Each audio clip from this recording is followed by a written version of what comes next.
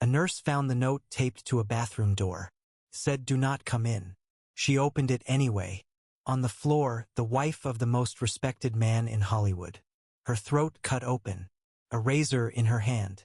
Not a hospital razor. Not something from the facility. A razor she had carried in from the outside, hidden inside a small china box that no one thought to search. She had written 6 goodbye letters before she did it. 6. 1 to her mother. 1 to her oldest daughter. 1 to her doctor. To people she loved, people she needed to reach one final time. Not one of those letters was addressed to her husband. Her name was Frances Ford Seymour.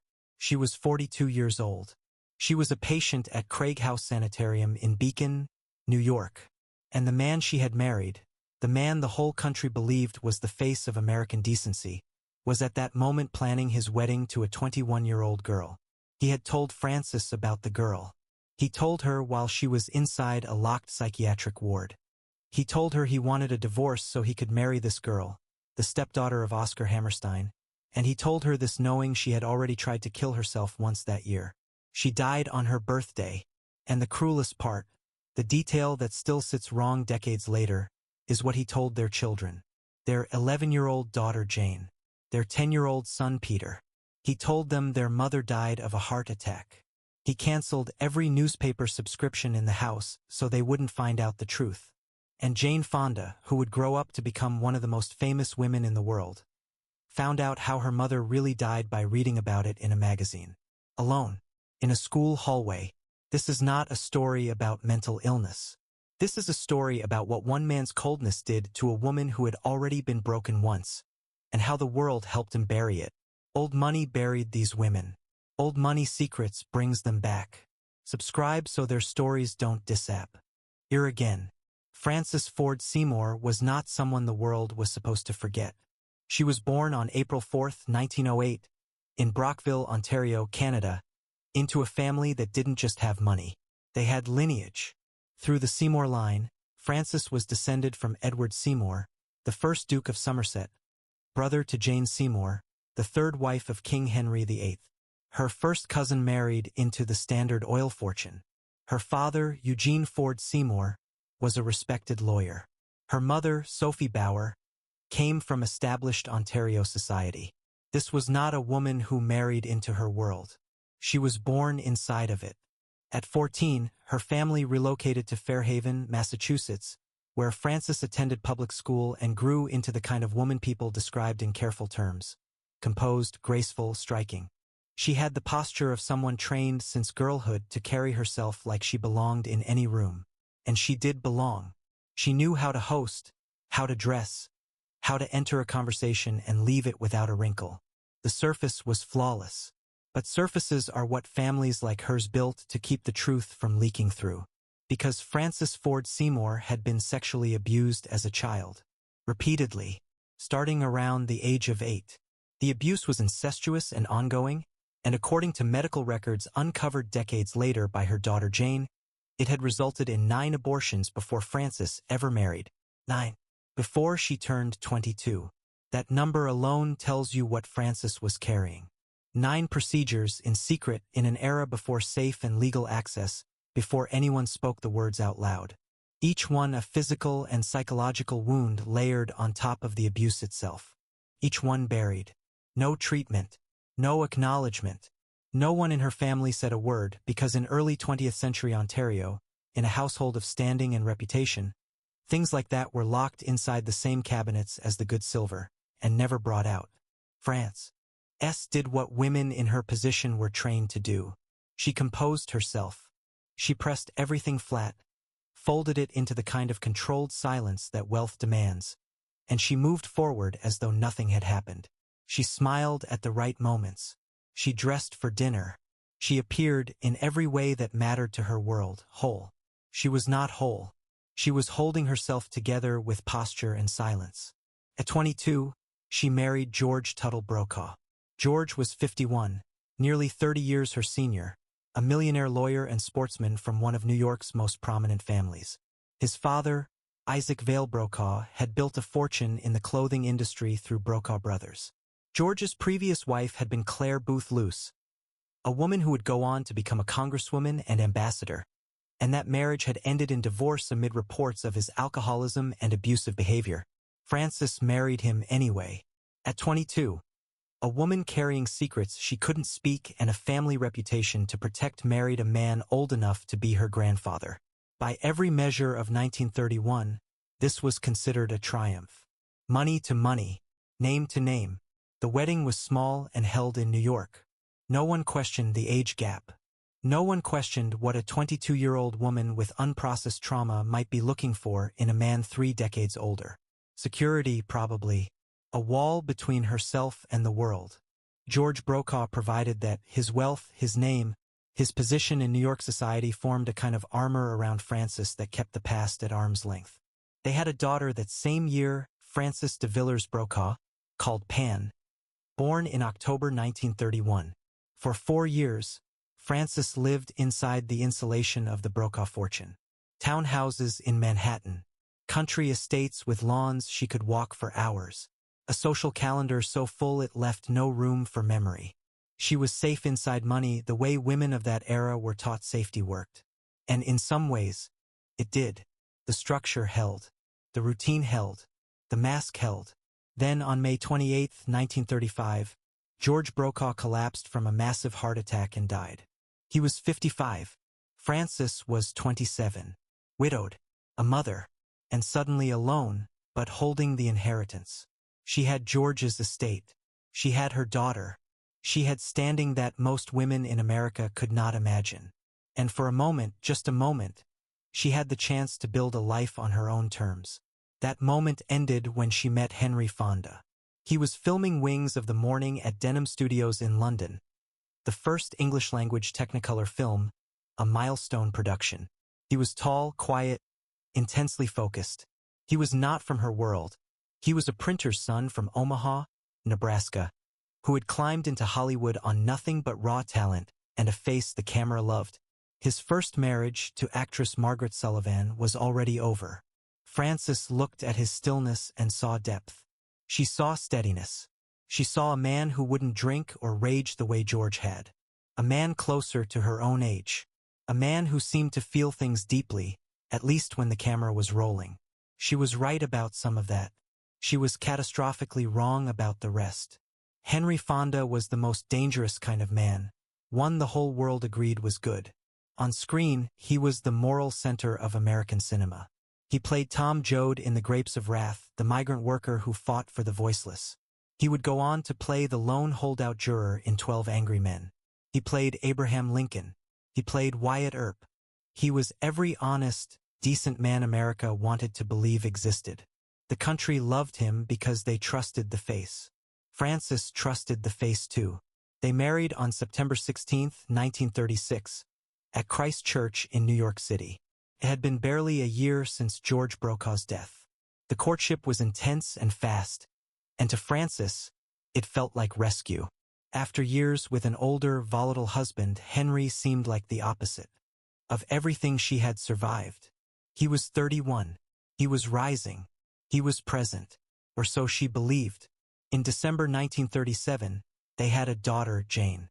In February 1940, a son, Peter. Frances built the life that was expected of her. She managed the household. She hosted dinners and gatherings. She tended her gardens. She loved flowers, spent hours with her hands in the soil, planting and arranging with the same precision she applied to everything visible. She collected antique teacups and organized tea parties. She raised 2 children largely on her own, because Henry Fonda was almost never home. He was on set. He was in rehearsal. He was at the studio. And when he was home, he was somewhere even further away. Henry Fonda did not do emotion. Not privately. Not with his family. Not with anyone who needed him to feel something and show it. This was not reserve. This was not quiet masculinity. This was a pathology so deep that his own children would spend decades trying to name it. He could summon devastating vulnerability in front of a camera. Weeping as Tom Joad, shaking with conviction as juror number 8, and then walk off set and refuse to acknowledge his daughter for days. He had a temper that emerged without warning. Cold, furious outbursts that terrified his family, and then silence. Miles of silence. Displays of feeling, need, affection, grief, joy, repelled him. When anyone in his household reached toward him, he didn't push back. He simply vanished behind a wall so impenetrable that his children spent their entire lives looking for a door in it. Jane Fonda would later say she grew up feeling invisible, that she never knew if her father loved her. That warmth in their household felt like a language they were forbidden to speak. For Frances, a woman whose emotional foundation had been demolished in childhood, who had never received treatment for anything that had been done to her, who needed reassurance the way a wound needs air, Henry Fonda was a slow-acting poison. He wasn't cruel in ways the world could see. He didn't raise his voice in public. He didn't raise his hand. He simply withheld himself so completely that the woman beside him starved in a house full of everything money could buy. And then, quietly, steadily, without announcement, he began seeing other women. Frances found out. What emerged through family accounts was not a picture of rage. It was desperation. She developed an eating disorder, reshaping her body in an attempt to become someone he might notice. She tried increasingly extreme gestures to provoke any response at all. Walking through the house trying to catch his eye, dropping to the floor and begging him to speak, to acknowledge that she existed, that their marriage existed, that 13 years and 2 children had counted for something. He didn't respond. He didn't comfort her. He didn't leave. He just kept going to set, coming home, saying nothing, and seeing someone else. That decision would cost her everything. In August of 1949, Henry Fonda sat down with Frances and told her 2 things. First, he wanted a divorce.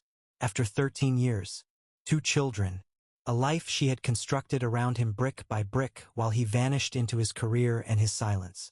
Second, he wanted to marry someone else. Her name was Susan Blanchard. She was 21 years old, 20 years younger than Henry.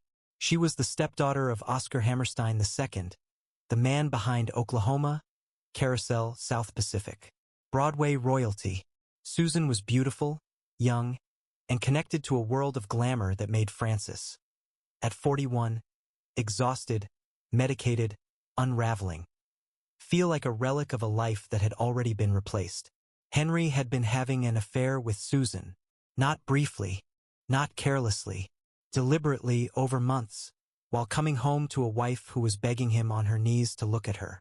And now he was telling Frances, the mother of his children, the woman already fractured beneath a lifetime of composed silence, that he was done, that there was someone newer, someone easier, someone who hadn't been broken before he ever met her. He told her this the way he handled everything, calmly, decisively, without emotion, as though a 13-year marriage with 2 children was a contract that had run its term, and the only thing remaining was paperwork. Frances didn't just break. Something deeper happened. The news confirmed something she had believed since she was 8 years old, that she was fundamentally insufficient, that no matter what she endured, how much she gave, how carefully she held herself together, she would always be the person who was discarded. The abuse had planted that belief. Henry's abandonment proved it. Her mental health collapsed within weeks.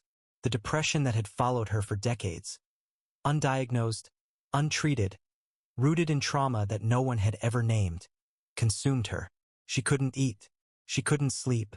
She couldn't exist in her own home, in the house she had built and maintained, knowing her husband was spending his evenings with a girl young enough to be their daughter's older sister.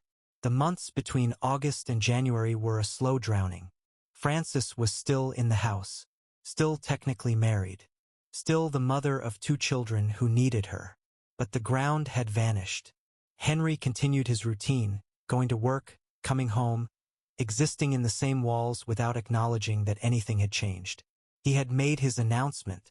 In his mind, the rest was administrative. She deteriorated in front of her own children. Jane, at 12, watched her mother unravel without understanding why.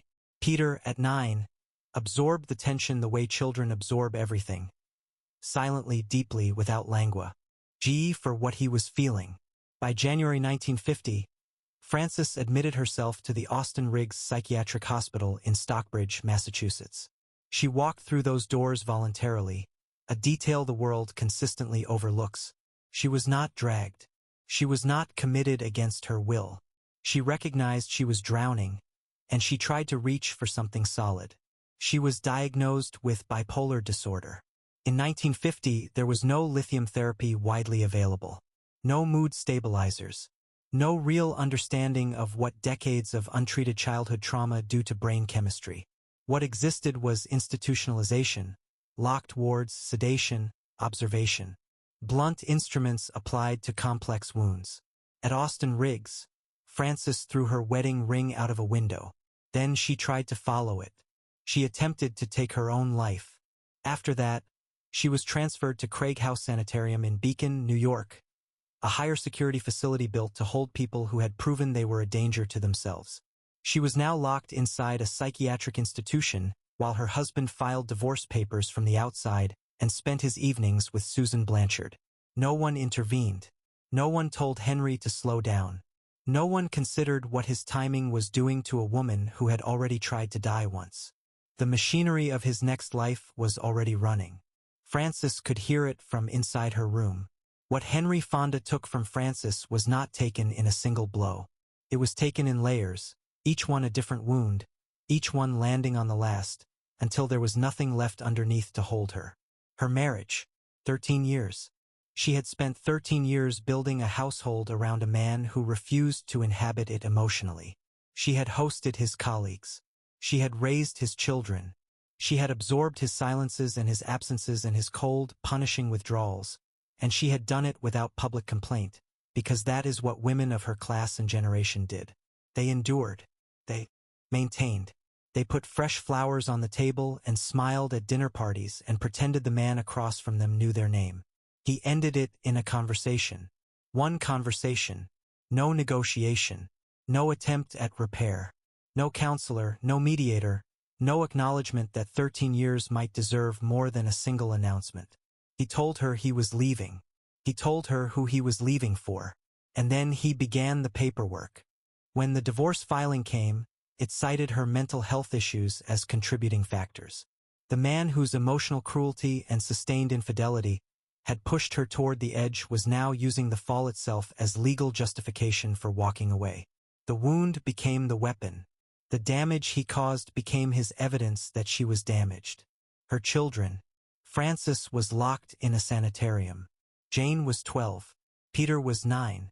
They were at home with a father who could not parent them, who had never parented them, not in any way that included warmth or guidance or the kind of presence that lets a child feel safe. Without Frances, the children existed in a vacuum. Henry provided structure. He did not provide comfort. He was not capable of it. In March of 1950, Frances was allowed a brief visit home. She returned to her own house accompanied by nurses, a monitored visit to the life she had built, as though she were a guest who required supervision in her own living room. She walked through the door. Her 12-year-old daughter Jane refused to speak to her. Jane was angry. She didn't understand why her mother had left. She didn't know about the depression. She didn't know about the diagnosis. She didn't know about the abuse because nobody told children anything in 1950, especially not children in families where silence was the primary form of architecture. All Jane knew was that her mother had disappeared, and now she was back with strangers in white uniforms, and nothing made sense, and anger was easier than the terror underneath it. Frances stood in her own living room while her daughter looked at the wall. She absorbed it. She didn't scream. She didn't collapse. She went back to Craig House. She never saw Jane again.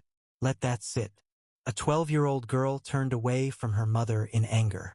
And neither of them knew it was the last time they would be in the same room. Jane would carry that moment for the rest of her life. Her dignity. Frances Ford Seymour had spent 42 years building a public self, composed, elegant, precise. Inside Craig House, she was none of those things. She was a patient number, a case file, a woman in a locked ward wearing institutional clothing, following a schedule set by strangers. And outside the walls, the world was watching her husband court a 21-year-old. Susan Blanchard's name appeared in gossip columns and society pages. People in Frances's social circle knew. And Frances, behind locked doors with no ability to defend her own narrative, knew that they knew. The image she had spent her entire life constructing was gone. Not because she had failed it, because he had dismantled it while she was too ill to protect herself. She couldn't fight back. She couldn't appear at a luncheon and show the room she was still standing. She was behind locked doors, and the narrative was being written without her. Her health, bipolar disorder in 1950, was treated with instruments so blunt they often caused more harm than the condition itself. Heavy sedation that left patients unable to think for hours. Extended isolation in sterile rooms. Observation without meaningful intervention. Nurses noting behavior on charts while the patient lived inside a shrinking world. There were no mood stabilizers. No talk therapy designed for trauma survivors. No framework connecting what had been done to Frances at 8 years old to what she was feeling at 42. Frances had been carrying untreated trauma since childhood. Sexual abuse. 9 abortions before she was 22.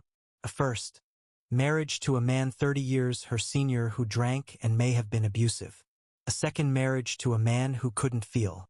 And now a psychiatric system that didn't have the vocabulary to describe what was wrong with her. Only the authority to keep her contained. The treatment was supposed to stabilize her. Instead, it sealed her inside a room with nothing but the thoughts she had spent her whole life trying to outrun. The sedation slowed her body but did nothing for the memories. The isolation removed her from every person and place that had ever given her identity. Her hope. This was the last thing taken. Not dramatically. Not in a single identifiable moment. Hope left the way warmth leaves a house when someone opens a window in January. Slowly, quietly, and by the time you realize it's gone, you're too cold to get up and close it. She was locked in a facility. Her husband was gone. Her daughter wouldn't look at her. Her diagnosis was a source of shame that would follow her through every social and legal interaction for the rest of her life. Her future contained nothing she could recognize. No home to return to, no marriage to rebuild, no version of herself that resembled the woman she had spent 42 years constructing. She had nothing left that she recognized as her own, except a small china box that no one had thought to open. The version of Frances Ford Seymour that survived, the version Henry Fonda allowed to exist, the version that settled into the public record, was the story of a fragile woman who simply could not cope. A socialite too delicate for the world she was born into. A wife who shattered when her marriage ended. That story is incomplete. And in the places it's incomplete, it may be dishonest. Frances checked herself into Austin Riggs voluntarily. She walked through those doors on her own feet, knowing exactly what it would cost her. In 1950, a woman entering a psychiatric facility was accepting a permanent mark, one that would follow her in every courtroom, every social gathering, every whispered conversation for the rest of her life. She knew this, and she went anyway because she was trying to survive. That took more courage than anything Henry Fonda ever performed on a screen. He pretended to be brave for a living. She was brave when it meant losing everything. Inside the facility, Frances did not simply lie down and wait for the end. She wrote letters, to her mother, to her daughters, to people who had mattered across the whole span of her life. She maintained connections. She asked for visits with her children. She cooperated with her treatment, followed the protocols, engaged with the staff even as the medications dulled her and the walls closed in. She requested the visit home in March of 1950, knowing it would be painful. Knowing the house she returned to was no longer hers in any meaningful sense. Knowing that walking through that door accompanied by nurses was a humiliation that a woman of her breeding would feel in her bones. She went anyway because she wanted to see Jane and Peter, because even inside a locked ward, even sedated, even shattered, she was still their mother. And she was not willing to let that go without a fight. When Jane turned away from her, when her 12-year-old refused to look at her, refused to speak, refused to acknowledge that her mother was standing 3 feet away, Frances did not collapse in that room. She took it. She absorbed it the way she had absorbed everything in her life. Silently, completely, without the luxury of falling apart in front of other people. She went back to Craig House. She kept going for weeks after that visit. Weeks. That matters. She did not come home, face her daughter's rejection, and immediately give up. She returned to the facility and continued. She got up the next morning. And the morning after that. She sat through sessions. She took the medications. She did what was asked of her by people who could not give her the one thing she needed, a reason to believe that something outside those walls was waiting for her. Nobody was waiting, and she knew it. But she kept going anyway, which is a kind of courage that no one writes about because it doesn't look like courage. It looks like a woman sitting on a hospital bed, staring at a wall, getting up when the bell rings. And the 6 letters she wrote before the end were not the scattered scrawl of a woman who had lost her mind. They were deliberate, addressed individually, specific in their recipients. She chose who to write to: her mother Sophie, her daughter Pan, her doctor, others whose names have never been made public. She took the time to speak to each one separately, carefully, as though arranging place settings at a table for the last time. 6 letters, each one addressed, each one intentional. None to Henry. That absence was not madness. It was not oversight. It was the clearest, most controlled statement Frances Ford Seymour ever made. She had spent 13 years reaching for a man who refused to be reached. She had begged. She had pleaded. She had gotten on the floor.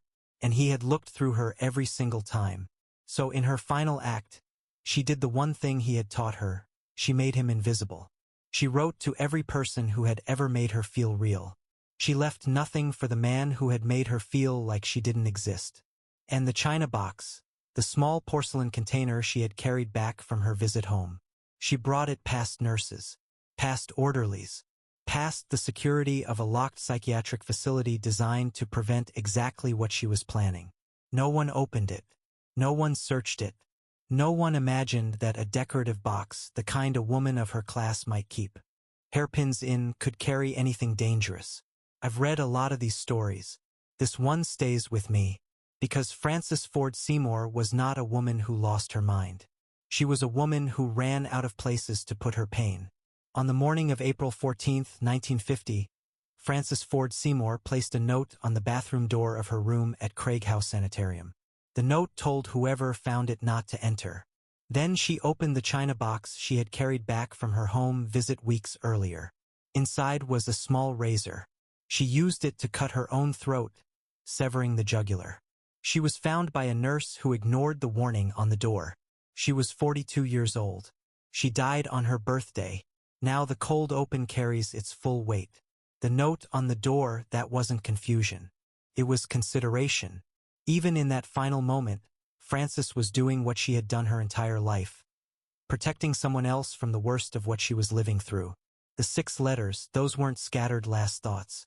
They were a woman putting her affairs in order with the same meticulous care she once brought to arranging flowers for a table of 12.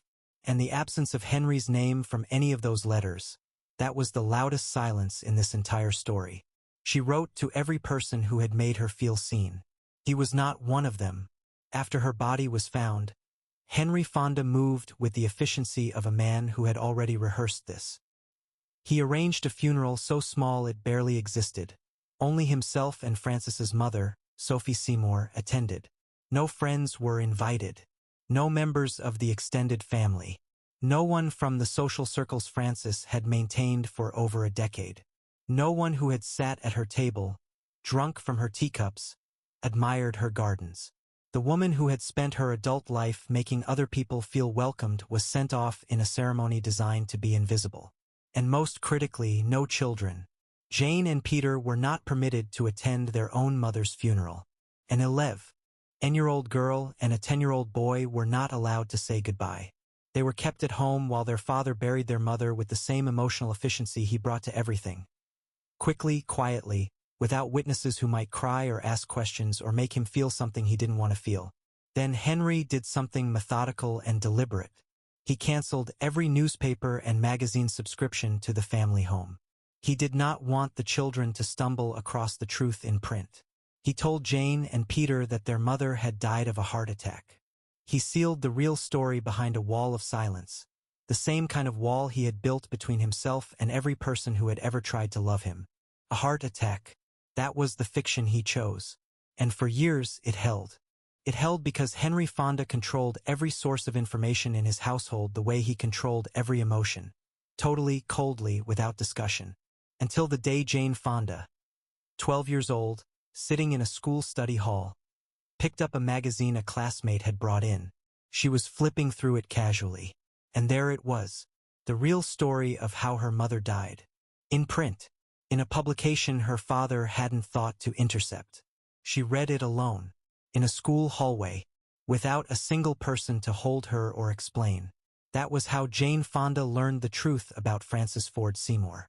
And Henry, America's good man, the quiet moral center of the screen, the actor who made a career playing men of integrity, married Susan Blanchard on December 27, 1950. 8 months after Francis's death. Susan was 22. She would later describe her role in the marriage in terms that echoed every woman who had tried to love Henry Fonda. She said she spent the entire marriage trying to please a man who refused to acknowledge that anything was wrong, ever, about anything. That marriage lasted 3 years. Henry Fonda married 5 times. He never spoke publicly about Francis. After Francis died, the world called her what it always calls women like her. Troubled, fragile, unstable, the socialite who couldn't handle it, the wife who fell apart. Nobody called Henry Fonda what his own wife's psychiatrist called him. Dr. Margaret Gibson, the physician who had treated Francis at Austin Riggs, described Henry Fonda in terms that should have ended his reputation. A cold, self-absorbed person. A complete narcissist. This was not tabloid speculation. This was not an ex-wife's bitterness. This was the clinical assessment of a trained psychiatrist who had watched Francis deteriorate under the weight of a marriage to a man incapable of emotional connection. And that assessment sat buried for decades beneath the polished surface of Henry Fonda's public image. America's good man. Francis's oldest daughter, Pan, 19 when her mother died, attempted suicide herself shortly afterward. The cycle had already begun repeating before Francis's body was in the ground. Pan would spend years in and out of psychiatric facilities, mirroring her mother's path in ways that suggested the damage had not been contained when Francis died. It had been passed down, inherited, compounding with each woman who carried it. From a grandmother no one ever named to Francis to her daughter, each one bearing the weight of the woman before her. Jane Fonda spent decades trying to reconstruct a mother she never really knew. In 2005, she published her memoir, My Life So Far, and dedicated it to Francis, to the woman she had turned away from the last time they were in the same room. While researching the book, Jane obtained her mother's sealed psychiatric records through lawyers. That was when she discovered the truth, the childhood sexual abuse beginning at age 8, the 9 abortions, the bipolar disorder that had been diagnosed but never effectively treated. The full scope of a life that had been wounded before it ever really started. Jane said reading those records get everything. She finally understood why her mother couldn't show love the way she'd needed. Why the moods shifted without warning. Why the desperation felt bottomless. Why the silence. She understood that her mother had been shattered long before Henry Fonda ever touched her, and that he had taken what was already fractured and ground it into powder.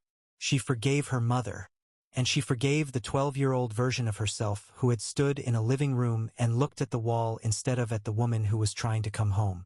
Peter Fonda carried it differently.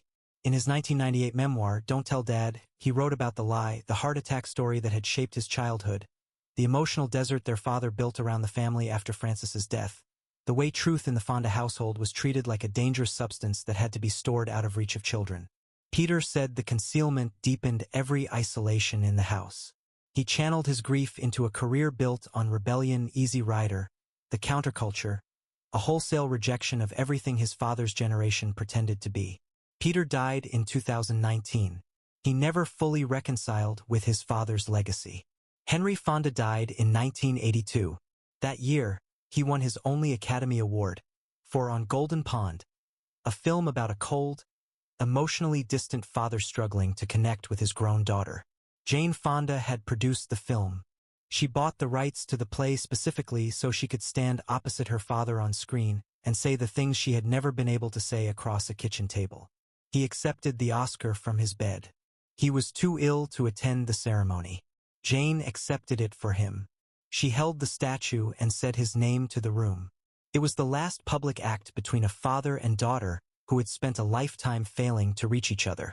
Frances Ford Seymour was buried in Ogdensburg, New York. Her grave is modest. It does not mention Henry Fonda. It does not mention that her child, Ren, became two of the most famous actors in American history. It does not explain what was done to her, or what she did in a sanitarium bathroom on the morning of her 42nd birthday. She left 6 letters and a china box. Nobody ever published what the letters said.